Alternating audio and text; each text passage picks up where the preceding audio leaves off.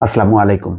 কলকাতায় খুন হওয়া বাংলাদেশের এমপি আনোয়ারুল আজিম তার রাজনৈতিক ক্যারিয়ারের পাশাপাশি কিছু রহস্যজনক বিষয় আছে।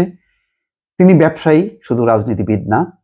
আহ, এবং একসময় তিনি ইন্টারপোলের ওয়ারেন্টভুক্ত আসামিও ছিলেন। সেই বিষয় নিয়ে সমকালের একটি প্রতিবেদন চোখে পড়ল, দর্শক আপনাদের সঙ্গে শেয়ার করি। ঝিনাইদহ ৪ আসনের এমপি আনোয়ারুল আজিম আনারকে কলকাতার নিউ টাউন এলাকার একটি ফ্ল্যাটে হত্যা করা হয়েছে, তবে এখনো তার মরদেহের সন্ধান মেলেনি।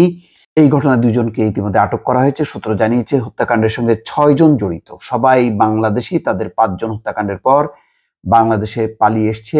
সেই ফ্ল্যাটে খুনের ঘটনা ঘটেছে, সেটির মালিকও বাংলাদেশি, তবে ভারতীয় কেউ না, এটি এখনো নিশ্চিত হওয়া যাচ্ছে না।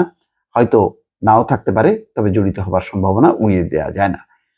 চিকিৎসা ও বন্ধুর বিয়ে উপলক্ষে গত ১২ই মে ভারতে যান আজিম। পরদিন ব্যক্তিগত সহকারী আব্দুর রউফের সঙ্গে তার কথা হয়।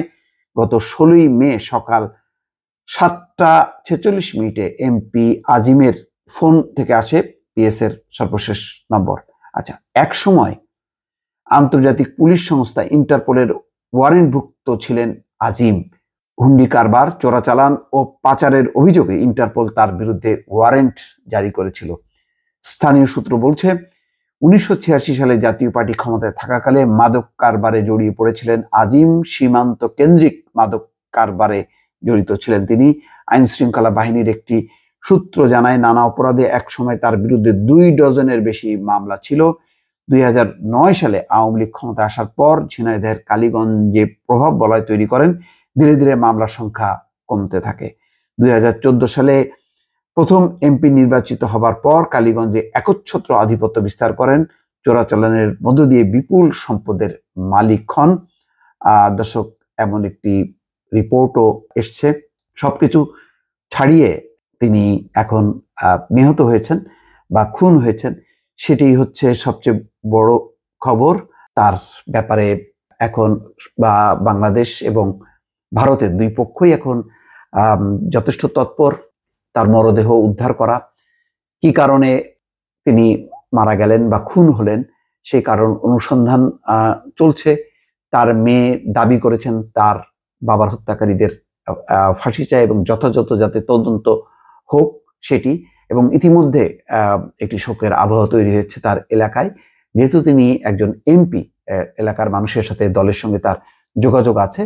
তো সুতরাং তার অতীতের একটি অধ্যায় হয়তো আছে, কালো অধ্যায়, যেটি লিপিবদ্ধ আছে থানায় বা ইন্টারপোলে।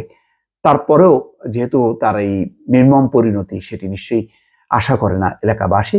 তো এই কারণেই তার ব্যাপারে একটি শোকাবহ একটি পরিবেশ তৈরি হয়েছে। তার মেয়েও দাবি করেছেন যথাযথ তদন্তে। তবে সবকিছু মিলিয়ে সঠিক কি কারণে এই ঘটনাটি ঘটেছে, কেন খুন হলেন, সেটি নিশ্চয়ই কোনো রাজনৈতিক কারণ হবার কথা না, যেটি ধারণা করা হচ্ছে ব্যবসায়িক কারণ।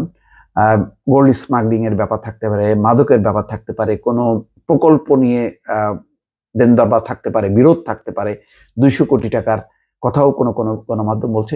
সব মিলে একটি রহস্য আছে।